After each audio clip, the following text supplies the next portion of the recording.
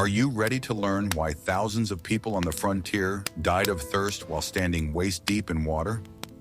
Winter in the Wild West was not just a cold season, but a merciless ordeal that turned rivers into stone and streams into icy traps. Pioneers, trappers, and gold prospectors found themselves in a paradoxical situation where water was everywhere in the form of snow and ice. But obtaining even a sip of life-giving moisture became an extremely difficult engineering task. In this icy hell, survival depended not on the ability to shoot or ride a horse, but on knowledge of thermodynamics, passed on in whispers from the old to the young.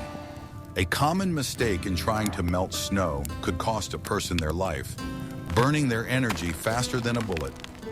The history of the conquest of the West is full of tragic cases when entire settlements disappeared, unable to reach water hidden under meters of frozen ground. Watch the video to the end to learn how one hot stone could save a family from dehydration and why experienced trackers never ate snow, even when dying of thirst.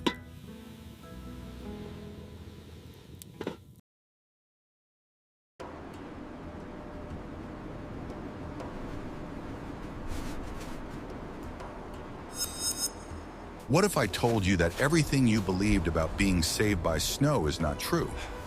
The most common and dangerous misconception among newcomers to the frontier was the idea that thirst could be quenched simply by eating snow. Experienced mountaineers and guides knew that this path led to certain and painful death, and strictly forbade their companions from even touching the snowdrifts with their lips. The problem was the enormous amount of energy the body needed to convert ice crystals into water inside the stomach.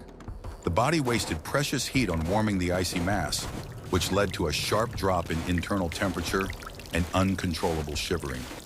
Instead of being hydrated, the person suffered thermal shock, which accelerated the onset of hypothermia in the harsh winter conditions.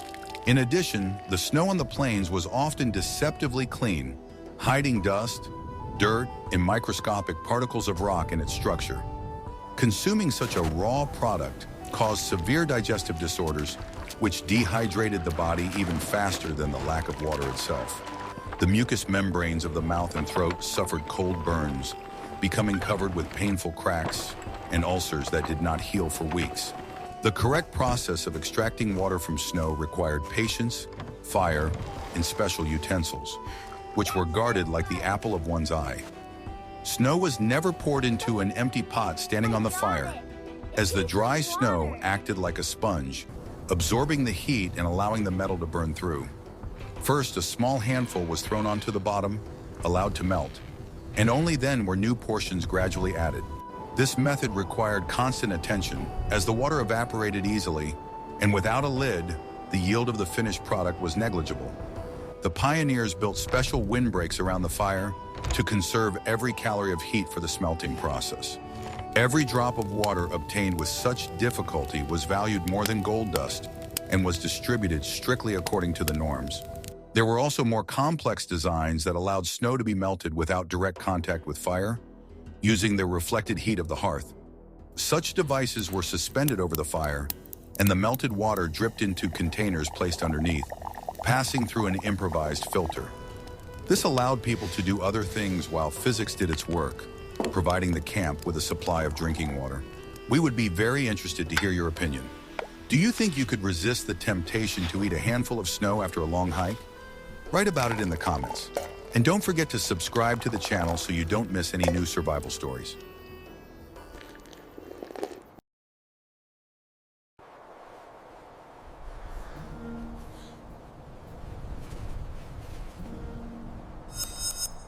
Are you ready to learn the truth about how the river became a warehouse? When rivers froze to a depth of 1 meter, they ceased to be a source of running water, but turned into a giant quarry of building materials for survival. The pioneers went out onto the ice not with fishing rods, but with huge saws, axes, and crowbars, beginning the hard work of harvesting ice blocks. This process was called ice harvesting and required the coordinated work of a whole team of men armed with special tools. First, the surface of the river was cleared of snow, marking out even squares so that the blocks would be of the same shape and size. This was critical for subsequent storage, as tight packing reduced melting. Long two-handed saws with large teeth cut the ice almost to the water, leaving only a thin bridge. Then with a crowbar or wedge, the block was broken off and pulled to the surface with hooks, trying not to slip into the black icy water. This work was one of the most dangerous, as wet clothes instantly turned into an icy shell in the cold. The extracted blocks were not melted immediately, but stored in special ice houses, deep pits or cellars lined with straw and sawdust. This insulation allowed the ice to remain solid even during warm periods, creating a strategic water reserve.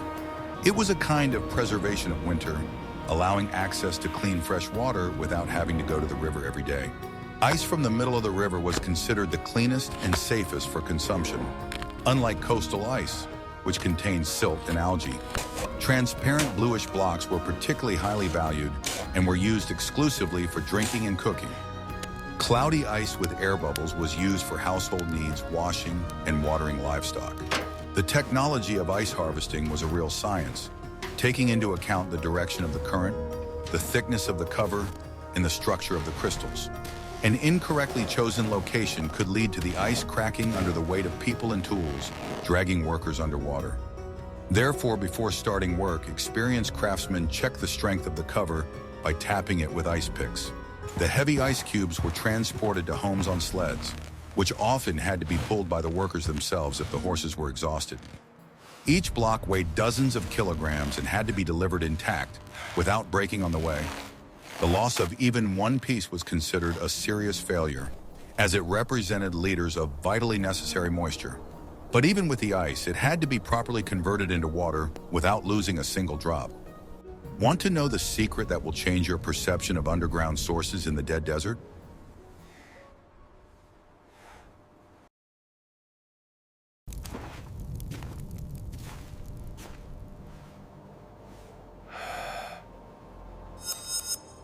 I will reveal the most closely guarded secret of the old masters, which many considered magic and others considered charlatanism. When the rivers froze to the bottom and there was not enough snow, the settlers turned to the ancient art of finding water underground, known as dowsing. Despite the skepticism of scientists from the East, on the frontier, a man with a willow slingshot in his hands was often the last hope for salvation. Searching for underground veins in winter was much more difficult than in summer, as the frozen ground hid the usual signs of moisture. The dowser slowly wandered across the snow-covered plain, holding a forked branch of hazel, willow, or even whale baleen in his tense hands.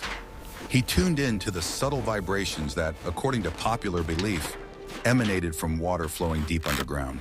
Skeptics might laugh, but experienced dowsers often pointed to places where the snow lay slightly differently or where frost formed in bizarre patterns.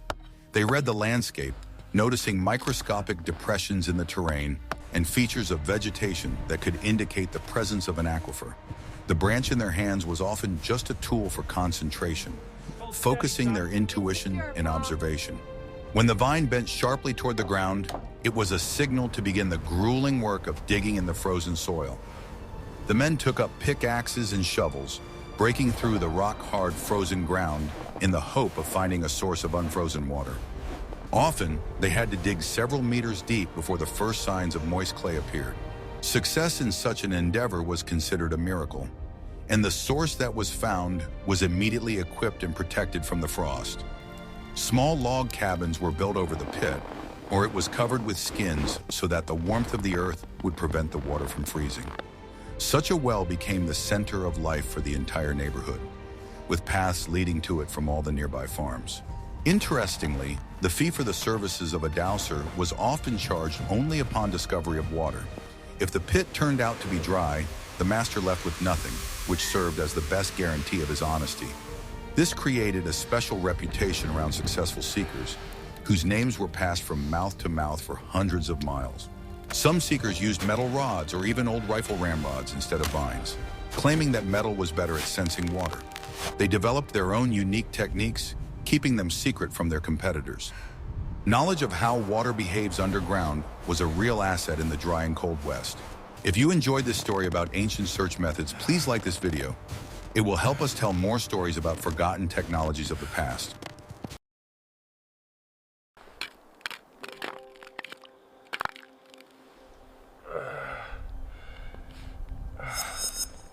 Guess what happened next when direct ice harvesting became impossible due to the thickness of the ice cover? Pioneers used a clever method based on the natural filtration of water through the soil, creating so-called coastal wells. Instead of chipping away at the ice in the middle of the river, they retreated a few meters from the shore and began digging a hole in the frozen ground. The essence of the method was that river water, seeping through a layer of sand and pebbles, was naturally purified of turbidity and silt. The hole was dug to the level of the river water, and soon a clear, transparent liquid began to accumulate at the bottom. This method allowed access to water even when the river itself was frozen solid. Such wells required regular maintenance, as their walls could collapse and the water could freeze. To prevent freezing, the pit was covered with heavy wooden lids and covered with snow and straw. A bucket was lowered inside on a rope, trying not to disturb the water when drawing it. The water from a shore well was much warmer than the icy water from a hole in the ice, as it passed through layers of earth. This was an important advantage, as such water was easier to heat for domestic use. In addition, this method of extraction completely eliminated the risk of falling through the ice. However, digging through frozen ground was hellish work, requiring the soil to be preheated with bonfires. A fire was lit at the site of the future well and kept burning for days to thaw the ground by at least half a meter. Only then could shovels be used to remove the softened soil layer by layer. Sometimes the water level in the river would drop, and the well would dry up, forcing people to dig a new one, even deeper and closer to the riverbed. It was a constant race with nature, where man had to adapt to changing conditions. The chains of pits left along the rivers served as peculiar monuments to this struggle for water. The ability to choose the right location for such a well, taking into account the bends of the river and the structure of the soil, came with experience. A mistake in calculations could result in liquid mud seeping into the pit instead of water. But for those who mastered this art, the river always remained accessible, even under a meter-thick layer of ice. Did you know about this method of filtering water in the wild?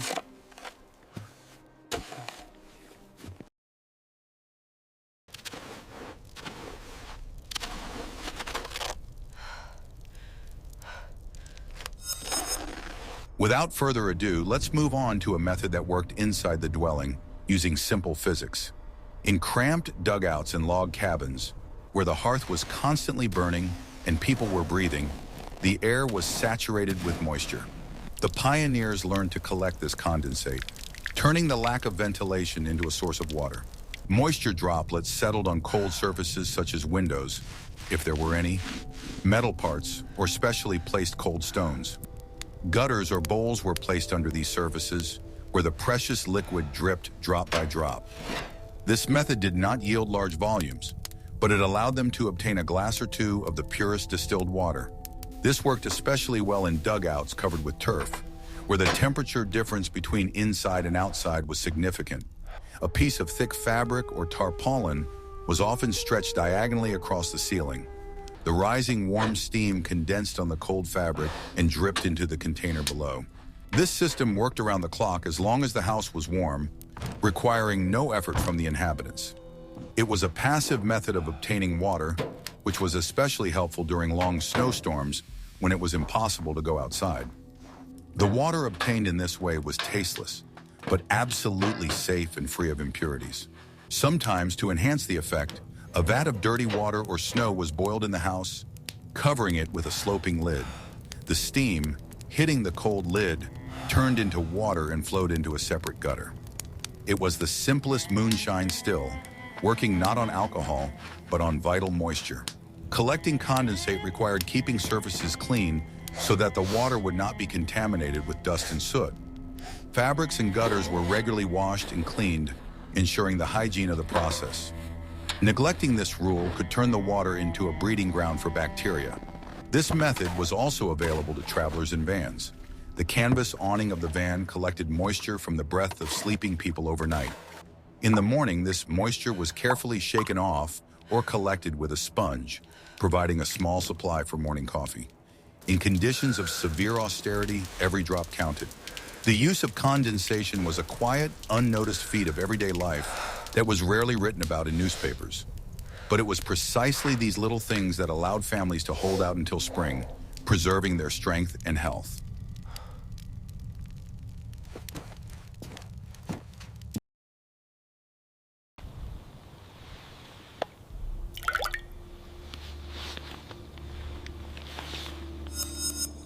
Are you ready for the shocking truth that plants could save lives in winter? In the Southwest, where rivers dried up or froze, plants capable of storing water often became the only source of moisture. Native Americans and experienced trappers knew which cacti and roots contained drinkable liquid, although it was not easy to extract. The famous barrel cactus was a veritable green reservoir full of moist pulp. To get to it, you had to cut off the top of the plant with a machete or axe, exposing the white spongy core. Then this pulp was crushed right inside the plant, turning it into a mush from which a cloudy liquid could be squeezed out. The taste of such water was bitter and grassy, but it saved people from dehydration in critical situations. However, there was a danger of confusing cactus species, as the juice of some of them was toxic and caused vomiting. Knowledge of botany was a matter of life and death here, and mistakes were not forgiven. In addition to cacti, the roots of some shrubs and trees growing in dry riverbeds could serve as a source of moisture. These roots were dug up, cleaned of soil, and chewed to extract the juice, or crushed to obtain liquid. It was a laborious process, but it provided water enriched with nutrients. It's good. In northern latitudes, birch or maple trunks could be a source of moisture during winter thaws. By making an incision in the bark and inserting a splinter, it was possible to collect sweetish juice, which not only quenched thirst, but also provided energy. This method only worked during certain periods, but it was a real gift from nature. The use of plants required a careful attitude towards nature, as the destruction of the only source of water could ruin the traveler on the way back. The Indians taught to take only what was necessary, without killing the plant completely if possible. It was a philosophy of rational consumption in conditions of scarcity. This method of obtaining water was seasonal and geographically limited, but it expanded the survivalists' arsenal of possibilities. Knowing that water was not only found in rivers, but also inside living organisms, gave a psychological advantage. It allowed one to view the desert landscape not as a graveyard, but as a pantry. What do you think cactus water tastes like?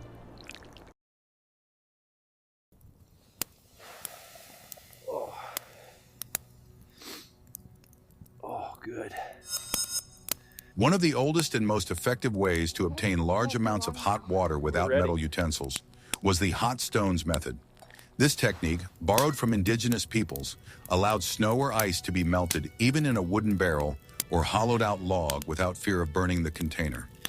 It required a large fire and suitable stones that would not crack when heated. Stones the size of a fist or slightly larger were heated in the fire until they glowed red. Then they were transferred with tongs made of branches to a container filled with snow or ice. When the hot stone came into contact with the ice, a violent release of steam occurred and the ice instantly turned into water.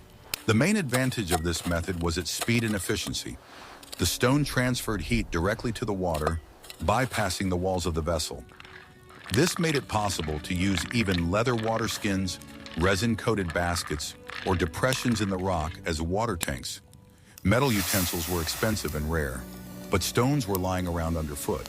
The process was repeated many times, removing the cooled stones and replacing them with new, hot ones. The water in the container quickly boiled, becoming suitable for drinking and cooking.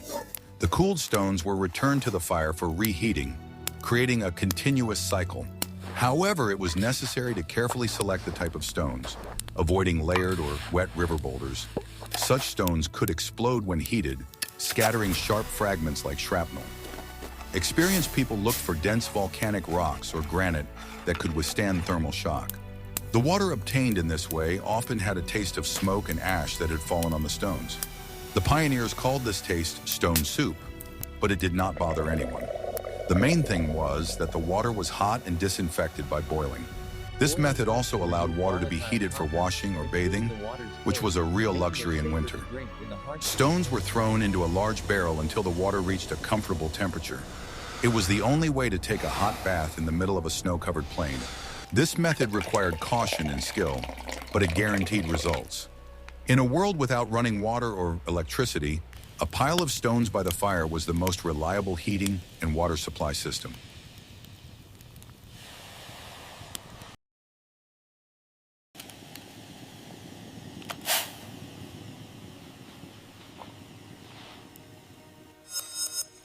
When water was finally obtained from a hole in the ice or a spring, a new problem arose: how to carry it home without spilling it or letting it freeze.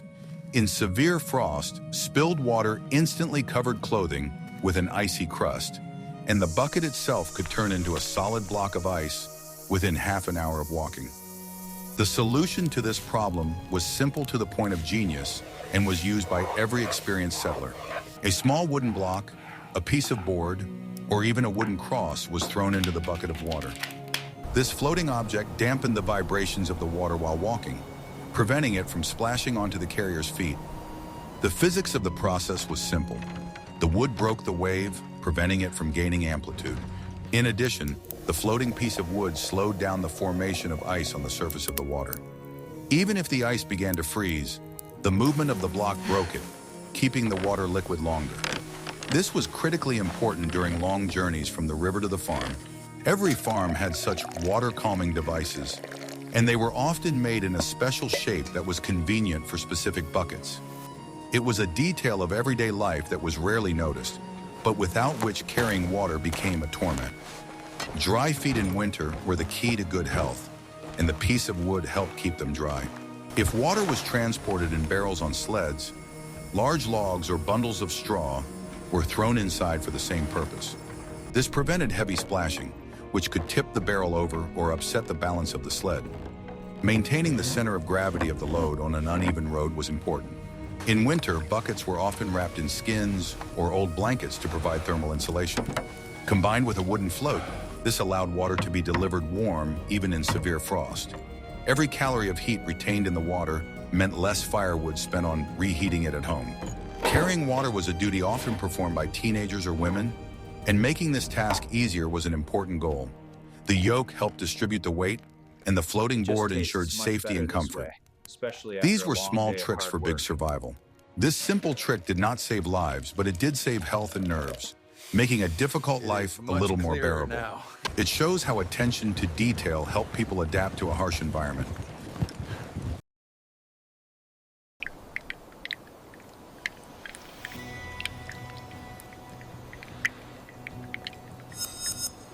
With the advent of the first mechanical pumps and windmills on the frontier, the problem of water extraction seemed to have been solved, but winter dictated its own terms.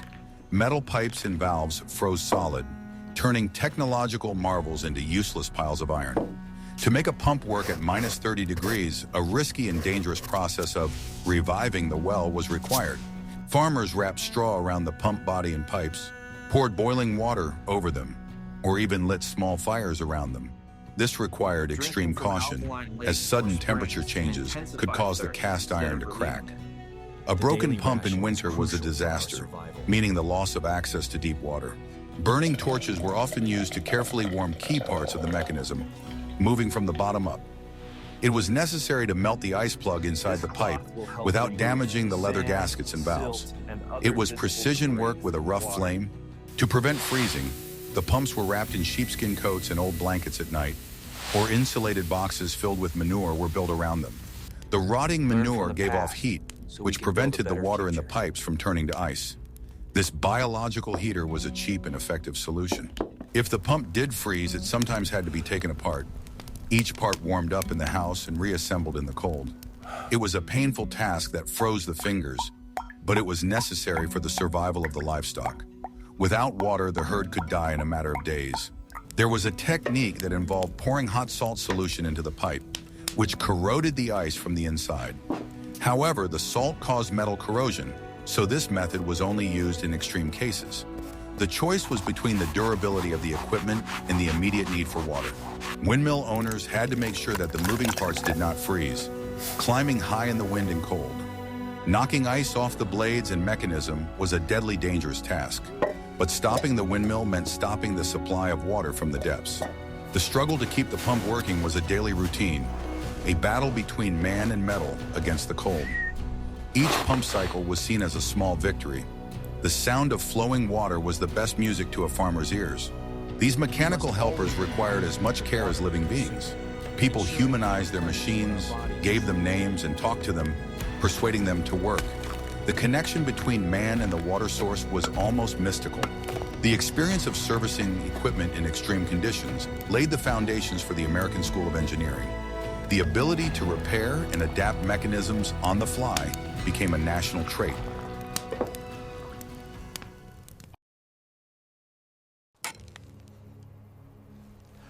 Dig faster, son. I'm trying.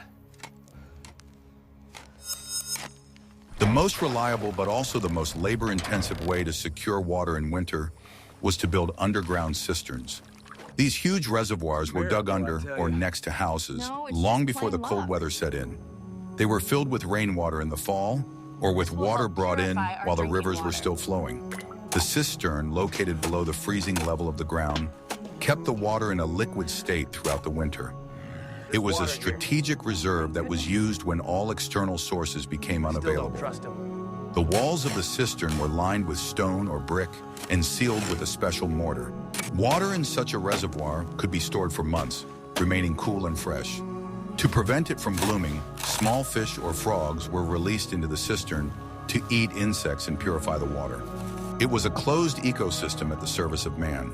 Access to water was through a hatch in the kitchen floor or through a special well in the yard. The ability to draw a bucket of water without leaving the warmth of the house was the height of comfort on the frontier. It eliminated the need to struggle with the elements every day. Building a cistern required enormous effort and investment, so only wealthy and far-sighted owners had them. It was a major investment in the safety of the family. The presence of a cistern increased the value of the farm and the status of its owner. Systems for collecting water from roofs via gutters directed every rainfall directly into the underground storage facility. Coal and gravel filters at the entrance cleaned the water of debris and leaves. It was a simple but effective engineering system. In winter, the entrance to the cistern was carefully insulated to prevent cold air from entering and freezing the water. Any crack could lead to the formation of an ice crust, which would then have to be broken up. Airtightness was the key to success. The cistern was an invisible but essential treasure of the house, hidden in the darkness under the floor. It provided confidence in the future when a snowstorm raged outside the window.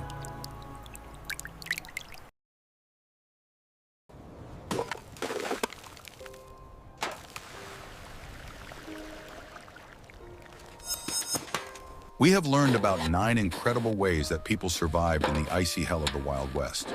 From the dangerous practice of eating snow to complex engineering structures such as underground cisterns, each of these methods was written in the sweat and blood of the pioneers. Their ingenuity and unyielding will kept the water flowing even when nature commanded it to freeze. These stories remind us that the comforts we have grown accustomed to are a fragile gift, won through the hard work of generations. Today, all we have to do is turn on the tap. But once upon a time, a mug of water required melting a rock or chopping through a meter of ice. The lessons of the past teach us to appreciate the simple things. Which of these stories impressed you the most? Was it the hot stones or the living filters in underground cisterns? Suggest topics for future videos that you would like to see on our channel in the comments, and be sure to subscribe so you don't miss new journeys into history.